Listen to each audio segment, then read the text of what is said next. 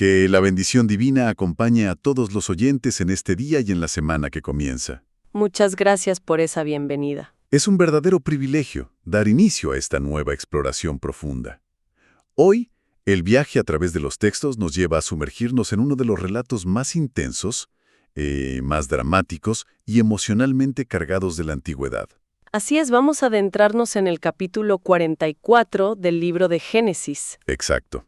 Y para quienes nos escuchan y disfrutan de un buen relato, cabe destacar que esto tiene absolutamente todos los elementos de un thriller moderno. Totalmente. O sea, tiene suspenso psicológico de alto nivel, una trampa meticulosamente diseñada, un secreto familiar devastador que lleva décadas oculto y, bueno, un clímax narrativo que cambia el rumbo de la historia por completo. Es un material narrativo fascinante, de verdad. Y para desempacar todo este drama con el rigor que merece, nos apoyaremos en el consenso y los detalles históricos que ofrecen dos fuentes textuales extraordinarias. Excelente, ¿cuáles son? Estaremos analizando las notas de estudio y los comentarios tanto de la Biblia de Estudio Holman como de la Biblia de Estudio NAA, la Nova Almeida actualizada. Ah, perfecto. Sí, y nuestra misión en este análisis detallado es desentrañar este clímax narrativo lleno de tensión. Vamos a explorar una prueba de fuego familiar que es extremadamente compleja, el misterio de una copa de plata escondida y, fíjate, el discurso más largo de todo el libro de Génesis. ¡Wow! ¿El más largo? Así es. Y todo esto con un propósito fundamental, que es observar bajo el microscopio cómo se manifiesta y cómo se comprueba la verdadera transformación personal cuando los seres humanos son sometidos a las presiones más extremas imaginables. Me parece una misión increíble. Y para situar a nuestra audiencia en el momento exacto de la acción, creo que el contexto previo es vital. Claro, hay que recordar de dónde vienen. Exactamente. Los hermanos de José han viajado a Egipto empujados por una hambruna brutal. Están buscando comprar comida. Lo que ignoran por completo, y esta es la ironía dramática, es que el poderoso e intimidante gobernador egipcio que los atiende es en realidad el mismo hermano al que traicionaron y vendieron como esclavo hace más de 20 años. Una ironía tremenda. Sí. Y bueno, han sobrevivido a un primer encuentro, han tenido un banquete que parecía marcar una reconciliación, todo muy tranquilo, y al amanecer emprende su viaje de regreso a la tierra de Canaán. Están aliviados y con los burros cargados de provisiones. ¿Ya sentían que habían librado el peligro? Exacto. Pero aquí es donde se pone pero muy interesante. José tiene un plan secreto. Ajá. De manera completamente clandestina, le ordena al administrador de su casa que llene los sacos de sus hermanos con todo el alimento que puedan llevar, pero además que ponga el dinero de cada uno de vuelta en la boca de sus sacos. Y como golpe maestro, que esconda su propia copa ceremonial de plata en el saco del hermano menor, de Benjamín. Es una maniobra calculada al milímetro, o sea, es una auténtica trampa psicológica. Los eruditos que compilaron las notas de la Biblia Holman señalan un detalle crucial sobre esta decisión. José puso en marcha, en secreto, la prueba final para sus hermanos mayores. Una prueba de fuego. Tal cual. Al colocar esa copa de plata específicamente en el equipaje de Benjamín, José estaba creando de manera artificial las condiciones perfectas para observar de primera mano el verdadero carácter actual de sus hermanos. Claro, quería ver quiénes eran realmente ahora. Exacto. Y hay que recordar la dinámica familiar aquí para quienes nos escuchan. Benjamín es el único otro hijo de Raquel, la madre de José. Por lo tanto, tras la supuesta muerte de José, Benjamín se convirtió en el nuevo favorito absoluto de su padre, el patriarca Jacob. El intocable, digamos. Así es. Entonces, la gran incógnita que José necesitaba resolver era muy contundente. Él quería saber, ¿abandonarían estos hombres a este nuevo hermano menor para salvar sus propios pellejos? ¡Wow!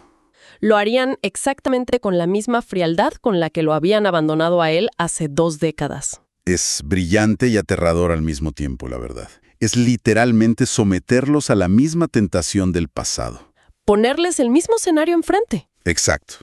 Así que los hermanos salen de la ciudad al amanecer sintiéndose victoriosos. El sol brilla, tienen comida, tienen a Benjamín con ellos, todo parece perfecto. Pero antes de que puedan alejarse demasiado para sentirse a salvo, José envía a su administrador con su guardia a perseguirlos. Me imagino la escena. Resulta fascinante imaginar el terror absoluto de estos hombres. Son pastores extranjeros y de repente un oficial de alto rango del imperio más poderoso de la tierra los alcanza en el camino y les lanza una acusación fulminante. Les dice algo como, ¿por qué han pagado el bien con el mal? ¿No es esta la copa en la que bebe mi señor y que usa para hacer sus adivinaciones? Han hecho muy mal. ¿Qué momento? Y ese detalle específico me detiene un momento. El administrador menciona explícitamente que la copa se usa para la adivinación. Sí, y lo fascinante aquí es cómo los textos de referencia desmienten la idea superficial de que José, siendo un patriarca hebreo, realmente practicara la magia o las artes ocultas egipcias. Ah, qué interesante aclaración. Sí, las notas de estudio coinciden en aclarar que esta mención de la adivinación era simplemente una pieza esencial de un ardil elaborado. José estaba actuando. Estaba interpretando a la perfección su papel de alto oficial egipcio ante los ojos de sus hermanos. Manteniendo el personaje claro. Exactamente, porque él sabía que en la corte del faraón, la adivinación a través de líquidos en copas era una práctica común y muy temida.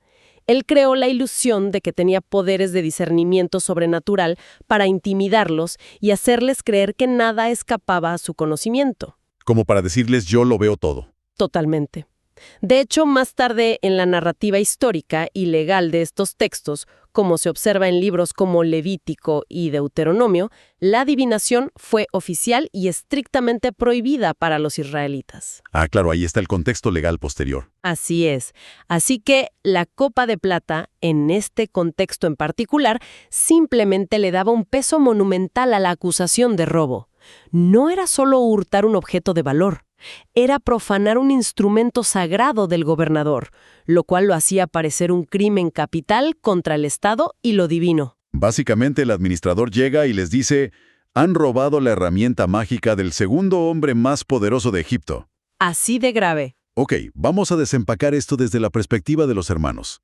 Ellos escuchan esta acusación y responden con una incredulidad total. Y es muy interesante ver su lógica de defensa, porque están tan absolutamente seguros de su inocencia que cometen el equivalente antiguo de un error táctico monumental. Sí, se van al extremo. Sí, ellos argumentan, con total honestidad, que si fueron capaces de devolver el dinero que misteriosamente apareció en sus sacos la primera vez que viajaron desde Canaán, pues ¿por qué tendrían la audacia de robar plata u oro de la casa del gobernador? Tiene sentido su lógica. Es una buena defensa, claro, pero llevados por esa confianza ciega, deciden apostar la vida. Literalmente. Literal. Le dicen al administrador, aquel de tus siervos al que se le encuentre la copa, que muera, y el resto de nosotros seremos esclavos de mi señor. Es como decir que nos parta un rayo a todos si estamos mintiendo, sin saber que la tormenta ya está sobre ellos. Un error de cálculo dramático para cualquiera que nos escuche y analice la situación. Y ese es el momento exacto en el que la trampa se cierra, pero no de la manera drástica que ellos proponen. ¿Cómo así? Bueno, el administrador, siguiendo sin duda las instrucciones previas de José, rechaza esa oferta excesiva de ejecución y esclavitud colectiva. Él cambia las reglas en ese mismo instante y adopta una postura que, desde el punto de vista legal de la época, parece más indulgente, pero que en el contexto de esta familia es mucho más letal. A ver, explícanos eso. El oficial decreta, aquel a quien se le encuentre la copa será mi esclavo. Los demás quedarán libres y sin culpa. Si conectamos esto con el panorama general de lo que hemos estado analizando, nos damos cuenta de que esta modificación en las reglas establece la trampa perfecta. La prueba de fuego definitiva. Exactamente. Aísla a Benjamín por completo. El administrador les está ofreciendo a los hermanos mayores una salida fácil. Una invitación dorada, respaldada por la ley egipcia, para salvarse a sí mismos, volver a casa tranquilos y de paso deshacerse del nuevo hijo favorito que tanto dolor de cabeza les causa. ¡Qué fuerte! Es la misma dinámica de envidia y conveniencia que vivieron con José, servida en bandeja de plata. Tal cual. Y la tensión en esa escena, narrativamente hablando, es una obra maestra. O sea, comienza la búsqueda en medio del camino polvoriento. Bajan rápidamente los pesados sacos de grano a tierra. El administrador los examina uno por uno. Con calma. Sí. Y el texto detalla meticulosamente que comenzó por el hermano mayor, Rubén, y terminó en el menor. Es una tortura psicológica diseñada para prolongar el suspenso. ¿De los nervios? Abren el saco, de Rubén, nada. Pasan a Simeón, nada. A Leví, a Judá, saco tras saco, la confianza de los hermanos debe haber ido en aumento, hasta que llegan al último saco, el de Benjamín, el intocable, el protegido. El clímax. Y ahí está. La copa de plata ceremonial brilla entre el grano. Es un golpe devastador. Y la reacción de los hermanos no es de reclamo hacia Benjamín, es una reacción inmediata y visceral hacia ellos mismos.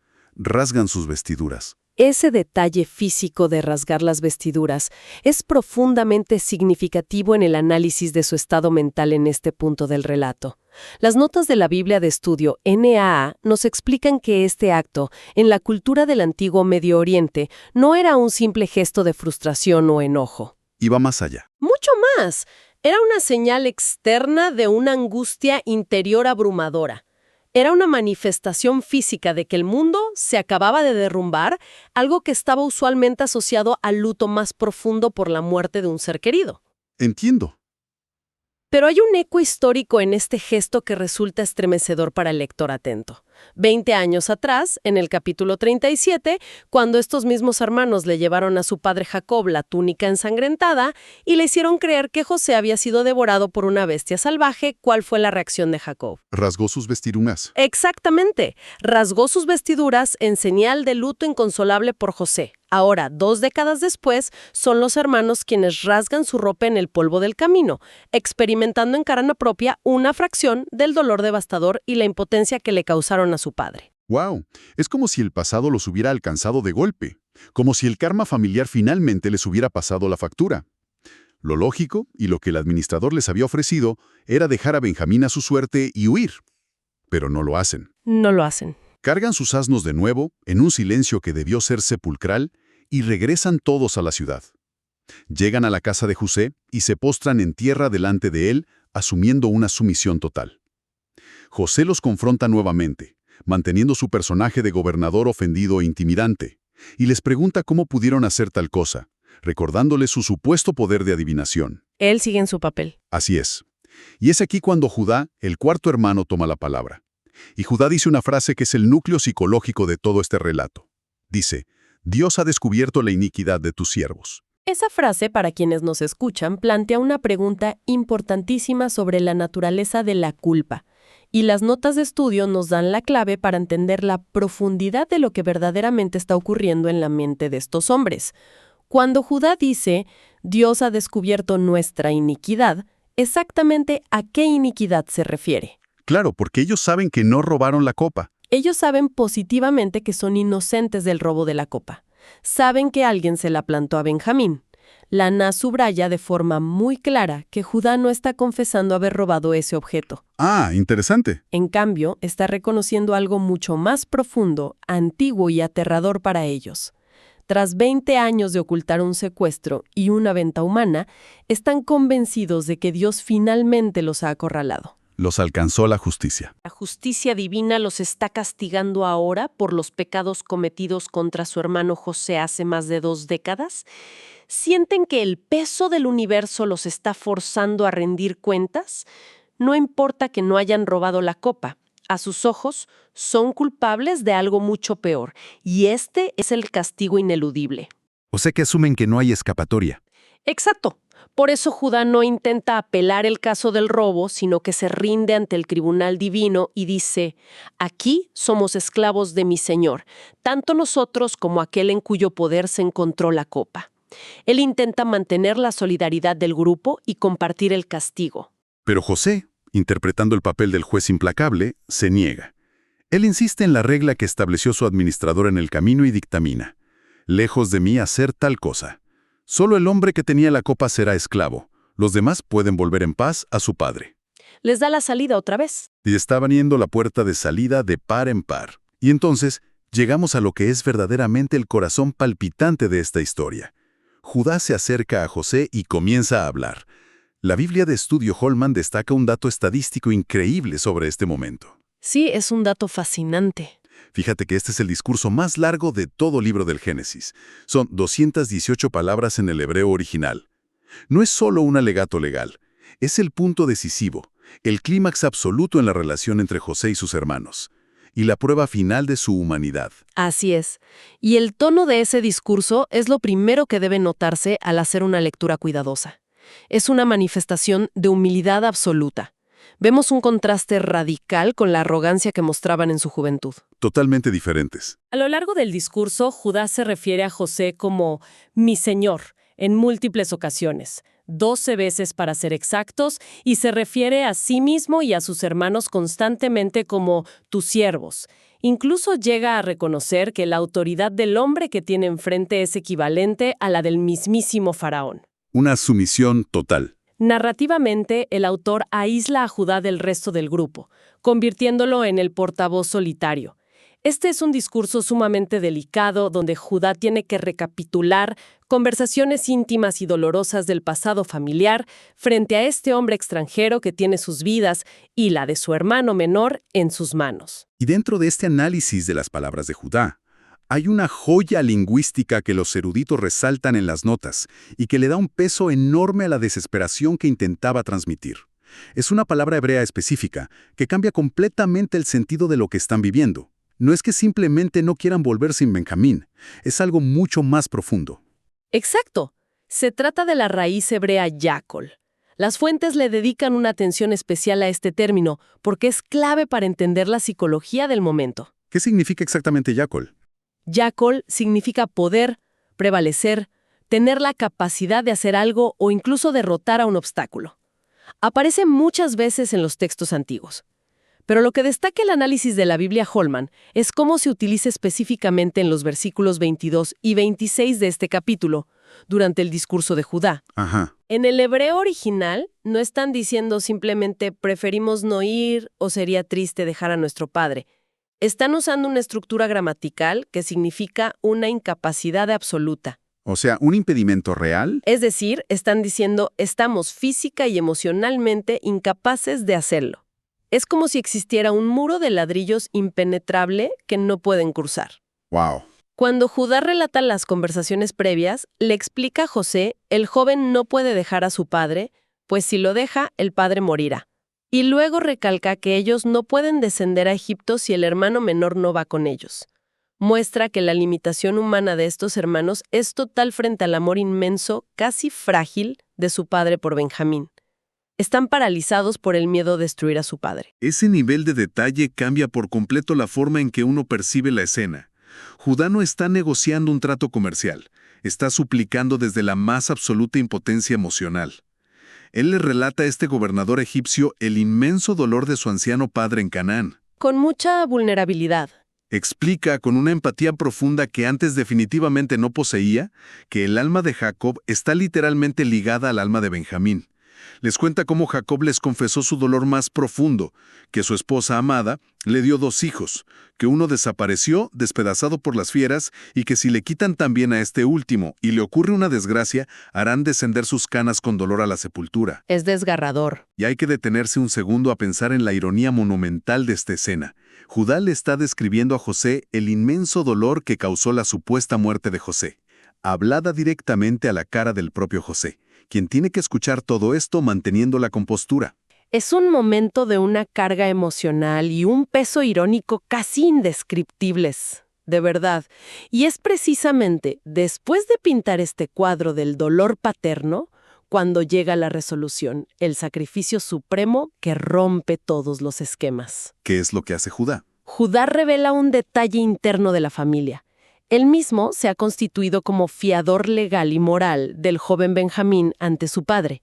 Él le prometió a Jacob, si no te lo traigo de vuelta y lo pongo delante de ti, seré culpable ante ti para siempre. Asumió toda la responsabilidad. Y con base en esa responsabilidad asumida voluntariamente, Judá hace una oferta inimaginable. Le pide al gobernador quedarse él mismo como esclavo perpetuo en Egipto en lugar de Benjamín, para que el muchacho pueda volver libre con sus hermanos y con su padre, evitando así que el anciano muera de tristeza. ¡Qué impacto! Entonces, ¿qué significa todo esto para la historia humana que estamos analizando?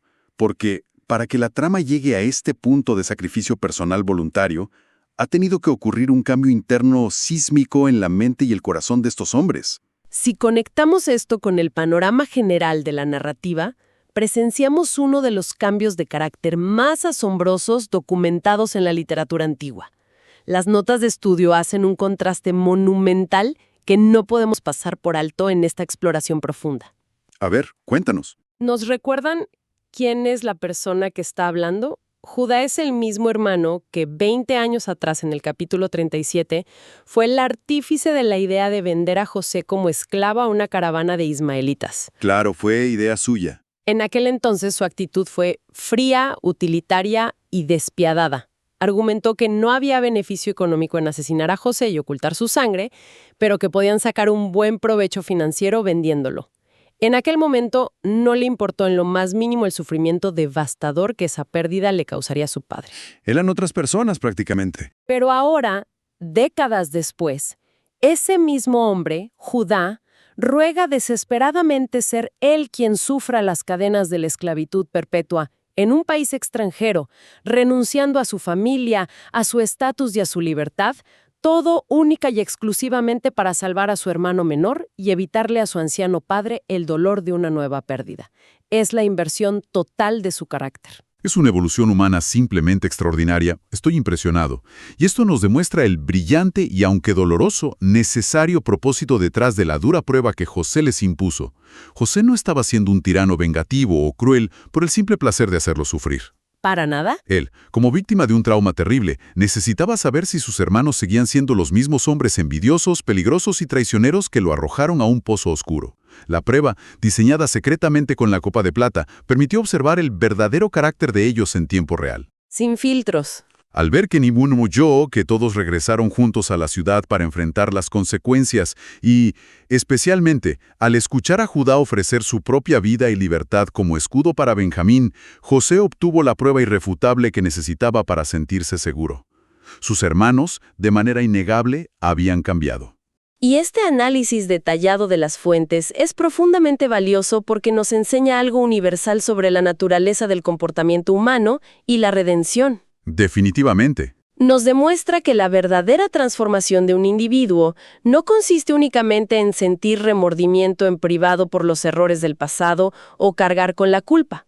El remordimiento interno es un comienzo, por supuesto, pero la transformación real, genuina y comprobable solo se manifiesta cuando, ante una situación casi idéntica, con las mismas presiones y las mismas vías de escape, la persona elige actuar de una manera completamente diferente. Claro, en la acción es donde se ve.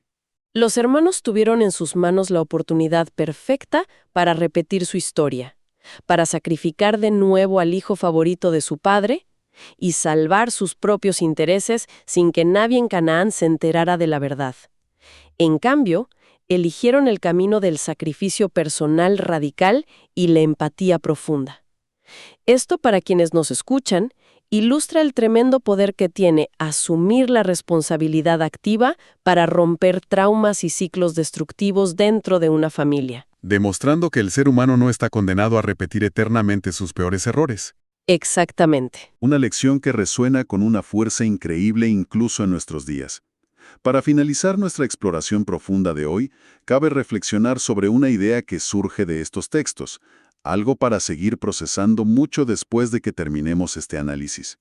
Solemos pensar en el perdón como un interruptor que se enciende y que inmediatamente exige confianza ciega. Es un mito muy común. Pero la historia de José nos muestra un paradigma distinto. José probablemente ya había perdonado a sus hermanos en su corazón hace tiempo, pero entendía que el perdón no equivale a una confianza inmediata. La verdadera reconciliación familiar, cuando ha habido un daño profundo, a veces requiere establecer límites y verificar que el comportamiento abusivo ha quedado atrás. Es vital esa verificación. José no confió ciegamente, puso a prueba la transformación. Les exigió demostrar que el cambio era real. Desafía nuestra idea moderna del perdón fácil y nos recuerda que la confianza reconstruida es un proceso que requiere evidencias de empatía y sacrificio. Una perspectiva sumamente valiosa sobre la diferencia entre perdonar el pasado y confiar en el futuro, y un cierre perfecto para los profundos significados sobre la naturaleza humana que hemos extraído hoy de estas maravillosas notas de estudio. Agradecemos sinceramente a todas las personas que nos han acompañado en este largo y fascinante viaje a través de los textos antiguos. Ha sido un honor desempacar esta historia inagotable junto a quienes nos escuchan y descubrir que los dilemas del corazón humano no han cambiado tanto en miles de años. Dios bendice a todos los oyentes.